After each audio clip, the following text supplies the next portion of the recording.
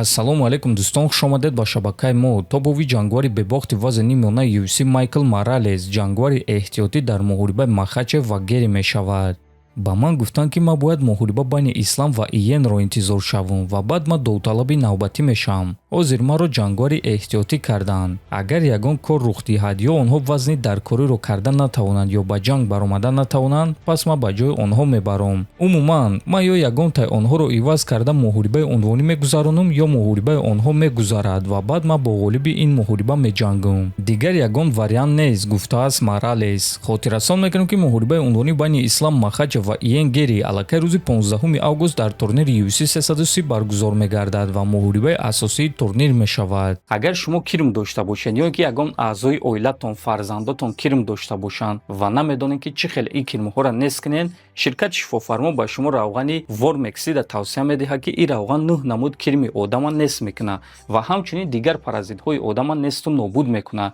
барои заказ кардани равғани Вормексид ба рақамҳои дар экран буда муроҷиат кунед ва ширкати шифофармо ба ҳама ҷо ба шумо дастсафка мекунанд. чемпиони вазни миёнаи UFC Ислам Махачев оиди бозгашти Конор Макгрегор фикрҳои худро баён кард. Рости гап дили ман сӯхт. Ман медонистам ки Макс ӯро шикаст медиҳад, аммо интизор набудам ки ин кор чунин зуд рух медиҳад ва дар якум раунд мешавад. Ман дидан мехостам ки баъди 5 соли танаффус ӯ чӣ гуна баромад карда метавонад. Рости гап барои ман писанд наомад ки ин муҳориба чӣ гуна ба анҷом расид, гуфтааст чемпион. Чӣ гуна ки мебинем дӯстон, Ислам ҳамчун варзишгар мефаҳмад ки чӣ гуна ин кори душвор ва аламовар аст. Вақте ки ту моҳҳо омода мешавӣ, қувва ва вақти худро сарф мекунӣ, лекин вақте ки ба муҳориба мебароӣ зуд осеб мегирӣ. Бисёриҳо бозгашти Макгрегорро интизор буданд, аммо мутаассифона ягон чиз дида натавонистанд ва Макгрегор бисёри мухлисони ММА-ро ноумед кард.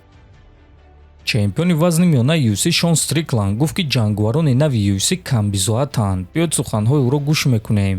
вақте ту ҷангвари ту хеле камбизоатӣ, ту аз як муҳориба $20,000 кор мекунӣ. аз ин пулҳо ҳаққи менеҷерро медиҳӣ, налог месупорӣ ва агар ки бой диҳӣ, пас танҳо $7,000-8,000 боқӣ мемонад. UFC ташкилоти хеле сангин ва бераҳм аст. аз ҳамин сабаб мо мебинем ки чӣ гуна ба ташкилот бисёртар ҷангварон аз шаҳрҳои камбизоати Бразилия омада истодаанд. $10,000 зиндагии онҳоро тағйир дода метавонад, лекин дар ин ҷо ту ба як азоб 2-3 моҳа иҷорапулӣ дода метавонӣ, гуфтааст Стрикланд. ва дӯстон, дар ҳақиқат ҷангварони нав ва ҷангвароне ки ҳоло машҳур нестанд дар UFC пули хеле кам кор мекунанд, ки бисёри онҳо маҷбур мешаванд ки ба ғайр аз муҳорибаҳо боз ба дигар корҳо машғул шаванд, то ин ки зиндагии худро пеш бурда тавонанд.